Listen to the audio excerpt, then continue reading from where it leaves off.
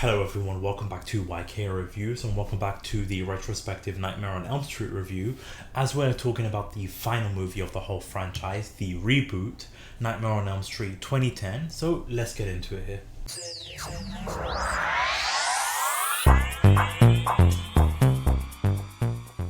Now, I'll be completely honest with you, this is the first time I'm watching this movie and I've not seen many people talk about this movie, not really referring to this one when you're talking about Nightmare on Elm Street.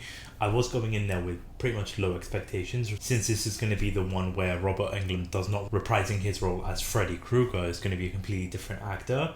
So I was kind of looking into seeing how they were going to do it, and I'll be completely honest with you, while it's not a bad movie per se, it just didn't capture the same magic. I'll talk about it when we do discuss the movie in itself, but for example, the Friday the 13th reboot, that one was surprisingly entertaining and surprisingly enjoyable, whereas this one, the kind of direction that they went with in terms of like Freddy Krueger and the storyline in itself, I don't know, it just didn't engage me or capture me the same way like the original one did, for example.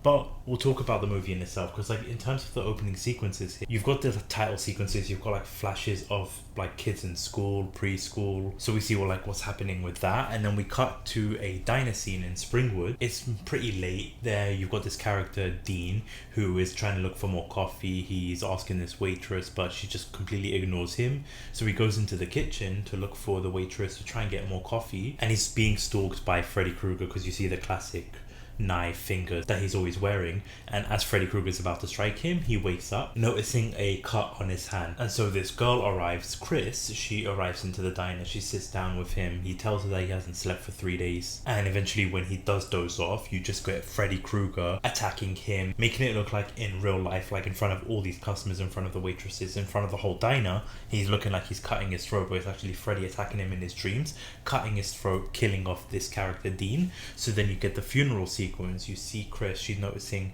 a little girl at the funeral after the services and everything. She's telling her ex, I believe it was Jesse, about how it looked like in terms of his death, how she's starting to believe this rumors and like what Dean was telling her about Freddy Krueger.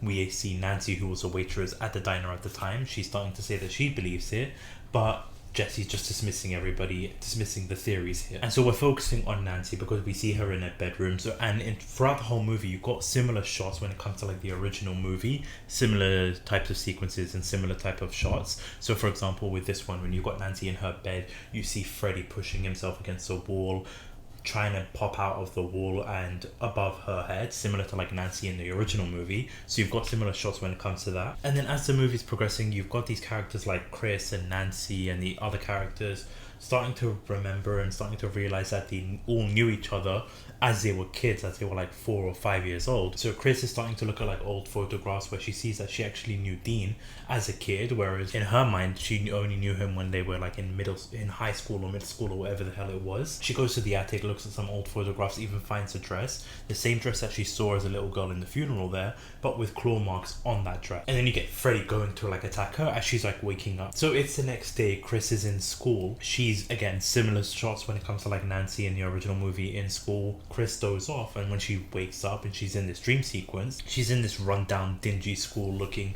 place. She actually confronts Freddy Krueger. So that's where you get the first look, the official look at Freddy Krueger. Now I gotta say, when it comes to the design of Freddy Krueger in this movie, I really was not a huge fan. I was not feeling it whatsoever. In terms of the character and the persona of Freddy himself, I mentioned this in the previous reviews, like Robert Englund really was like Freddy Krueger come to life. His line delivery, some of the insults that he would throw out there was just absolutely brilliant and iconic. He really just captured that dickhead serial killer person that you just don't want to meet in the middle of an alleyway. Whereas this one, he just felt more, I guess you can say, serious, more focused and more determined. But I don't know, I was not feeling this Freddy Krueger whatsoever. And even like the face design too, it looked more animalistic rather than like a burnt figure there. It really didn't feel to me like this was Freddy Krueger, because again, barely any insults, just sort of this creepy serialized movement and killer instinct that he was going for, rather than like this dickhead Freddy Krueger that you normally get with the other movies, like the insults and stuff. Didn't really have that in this movie whatsoever. So that for me was just like a really, really step back when it comes to this movie, because then you get like the first look, you get to see Freddy Krueger. He's confronting Chris in this dingy school there as he's about to attack her. She just wakes up screaming, scaring the shit out of the whole class. Honestly, I don't know what they were going for, but just everybody's reaction when she's just screaming in the classroom just was so funny. So when she goes home, her mom actually tells her that she's going to be leaving. She's going on a flight somewhere. I think she was like a stewardess or something like that. And Jesse arrives through the window.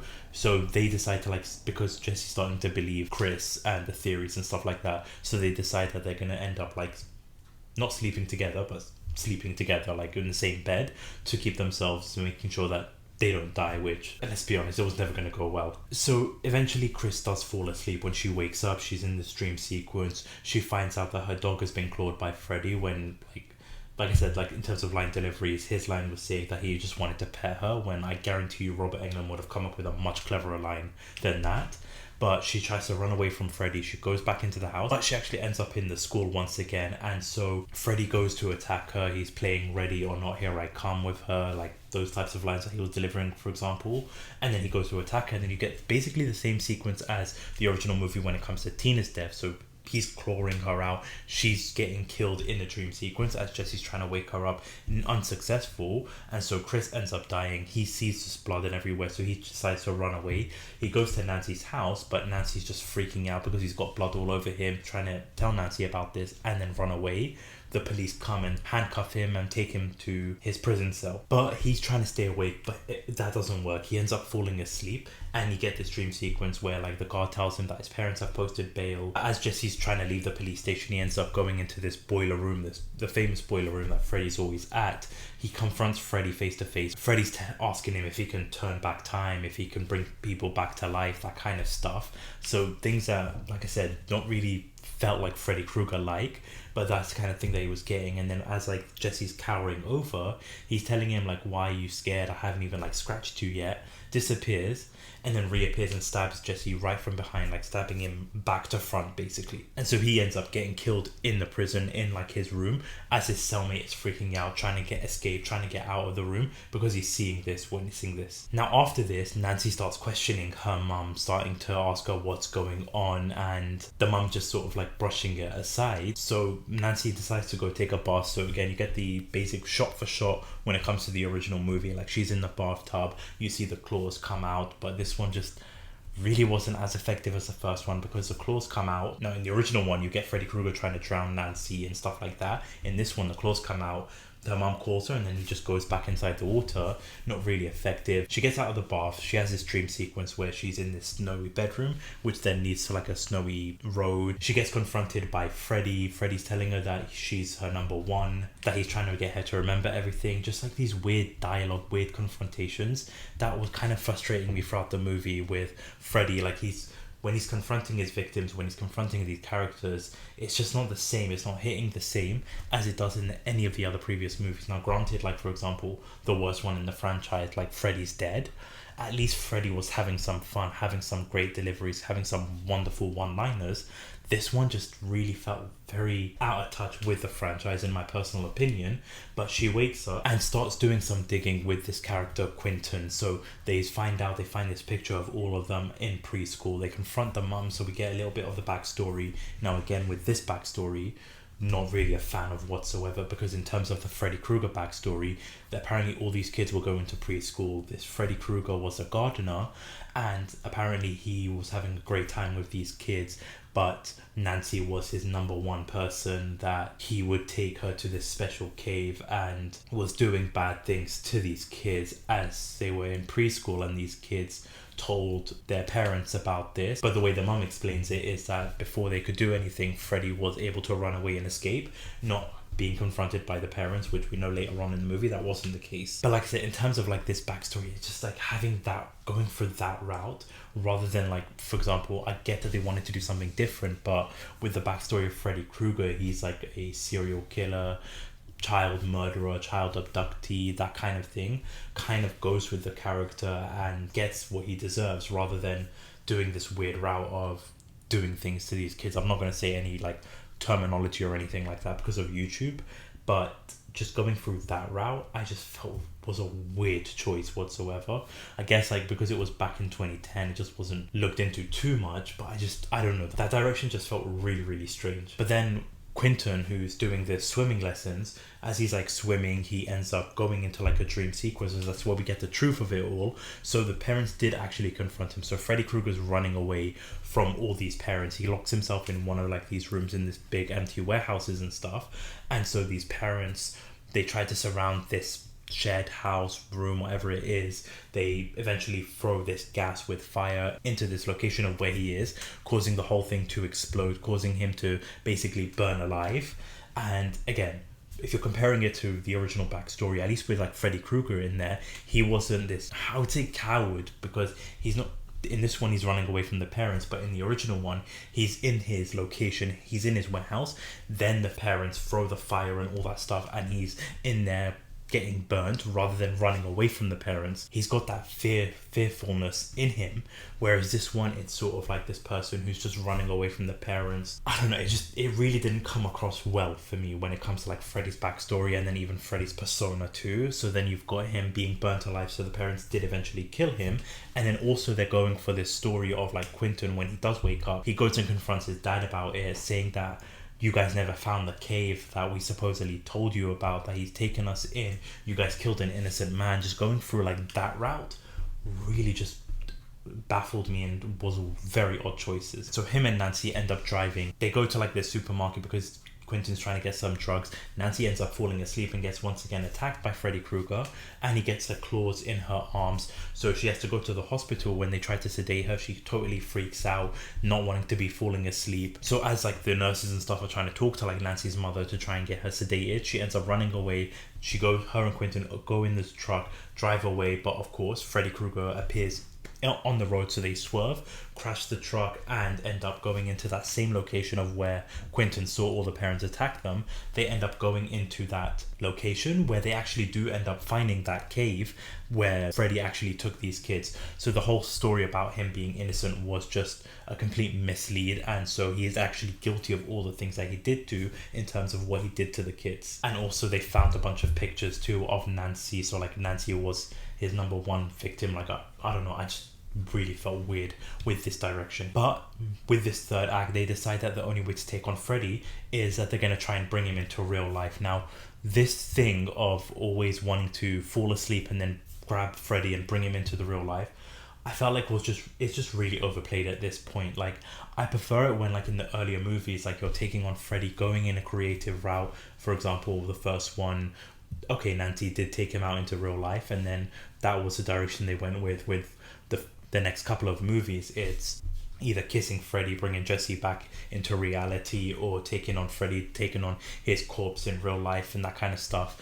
So going through that route rather than always just doing the whole easy route of, okay, grab Freddy in the dream, bring him into real life, and then kill him in real life.